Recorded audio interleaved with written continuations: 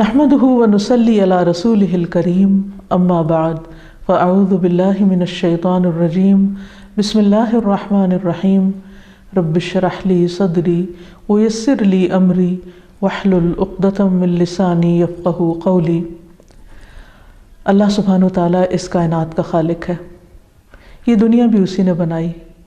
اس پر انسان کو بھی اسی نے پیدا کیا، اور جب سے انسان بنا جبھی سے اس کی رہنمائی کا انتظام بھی کیا، جہاں اس کے کھانے پینے کا اور دیگر ضروریات کو پورا کرنے کا انتظام کیا، اسی طرح اس نے یہ بھی بتایا کہ اس زمین پر انسان کو کس طرح رہنا چاہیے تاکہ وہ امن اور سکون کے ساتھ زندگی بسر کر سکے۔ اس کے لیے اللہ تعالیٰ نے مختلف ادوار میں کتابیں بھیجی،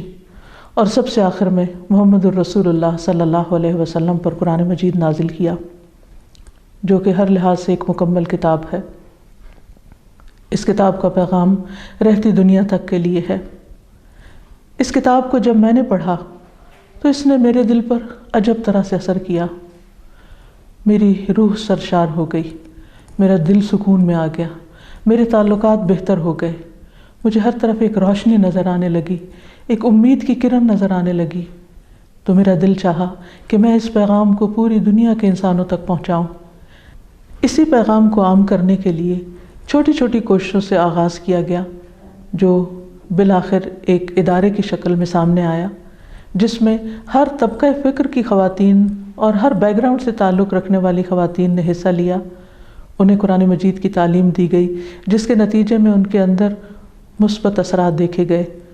قرآن مجید کی تعلیم حاصل کرنے کے بعد خواتین کے اندر ایک مثبت سوچ پیدا ہوئی، ان کے خاندانی تعلقات بہتر ہوئے، بچوں کی تربیت کرنا آسان ہوئی، ٹین ایجرز بڑی عمر کے بچوں کے ساتھ معاملہ کس طرح کرنا چاہیے اس میں ان کی رہنمائی کی گئی۔ ایسی خواتین جو ذہنی دباؤ کا شکار تھیں، ڈپریشن کا شکار تھیں، یا اپنے گھریلو زندگی میں مختلف پریشانیوں کا شکار تھیں، ان کی کاؤنسلنگ کی گئی، انہیں بہتر زندگی گزارنے کے طریقے بتائے گئے۔ اور یہ سب کچھ دراصل قرآن و سنت کی روشنی میں ہی تھا، کیونکہ قرآن کا پیغام انسانیت کے لیے بھلائی، فلاح اور کامیابی کا پروگرام ہے، نہ صرف یہ کہ اس دنیا کے لیے بلکہ آخرت کے لیے بھی۔ یہ خواتین جب اپنی گھریلو زندگی کے اندر مطمئن ہوئیں تو انہوں نے نہ صرف یہ کہ گھر بلکہ باہر کی دنیا میں بھی لوگوں کی مدد کرنے کا عزم ٹھان لیا، اور اس میں خاص طور پر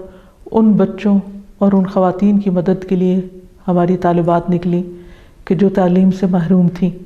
مختلف کچی بستیوں میں اسکول قائم کیے گئے، گھریلو سطح پر تعلیم کا انتظام کیا گیا، اور ایسی خواتین